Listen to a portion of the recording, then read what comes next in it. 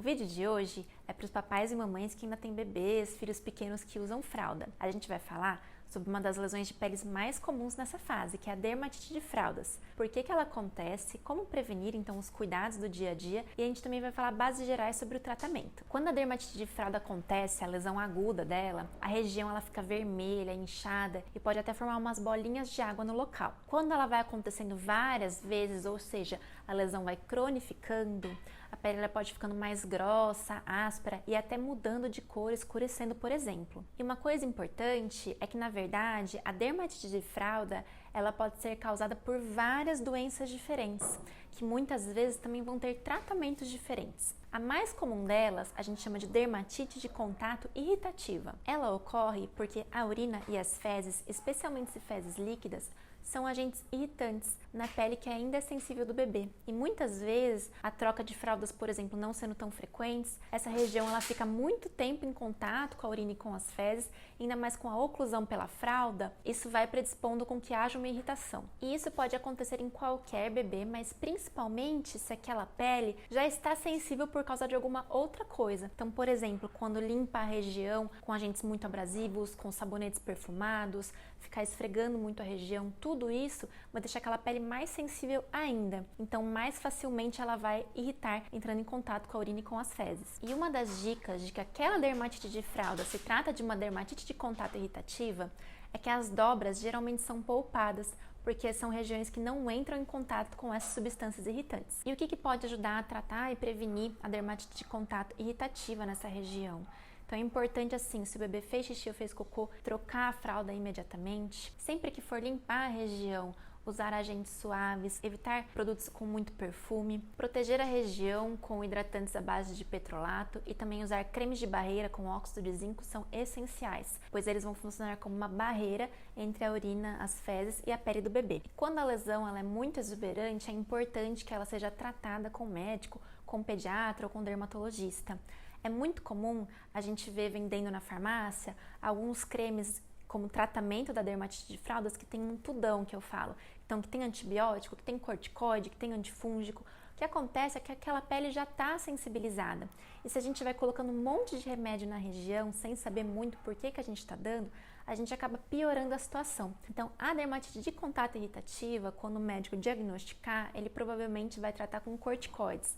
Mas é importante você não ir e comprar um corticoide qualquer na farmácia, pois existem corticoides de diferentes potências e não são todos que são adequados para a pele do bebê. Uma complicação da dermatite de contato irritativa das fraldas é a infecção secundária por bactérias. O médico ele pode desconfiar disso porque às vezes podem se formar pústulas como se fossem pequenas espinhas ou casquinhas amareladas. Nesses casos, sim, a gente vai utilizar o antibiótico. Nem sempre tópico, muitas vezes por via oral mesmo. Um outro tipo de dermatite de fraldas é a dermatite de contato alérgica. Então, primeiro a gente tem que entender a diferença de irritação e de alergia. Substâncias irritantes, elas vão irritar qualquer pele. Então, todos os bebês, eles têm uma sensibilidade pela urina e pelas fezes. Isso não é uma alergia a essas substâncias. Já a dermatite de contato alérgica, não são todos os bebês que vão apresentar.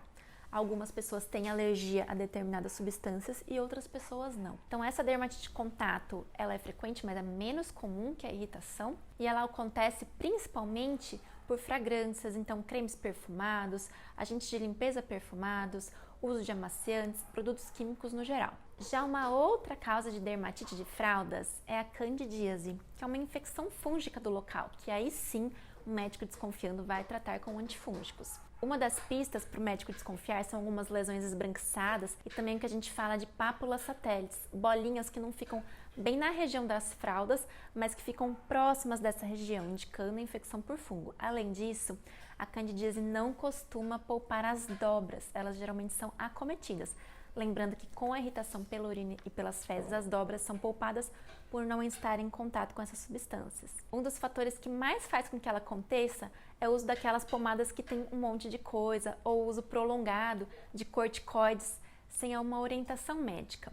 Porque se vai usando corticoide por muito período naquela região, a imunidade local ela vai ficando deficiente. Então isso vai estimulando a proliferação de outros micro-organismos como os fungos. Uma outra causa que até que é frequente é a dermatite seborreica na região. Dermatite seborreica a gente conhece popularmente pela caspa, mas ela é uma doença que ela não acomete só o couro cabeludo. Então aquela pele na dermatite seborreica, ela vai ficar com uma coloração mais salmão, ela tem umas escamas bem finas e amareladas e também não poupa as dobras. Uma das dicas é que a criança ela pode ter simultaneamente lesões em outros locais do corpo, como as axilas e outras áreas de dobra. Também existem algumas doenças dermatológicas que são extremamente raras, mas que podem se apresentar como dermatite de fraldas.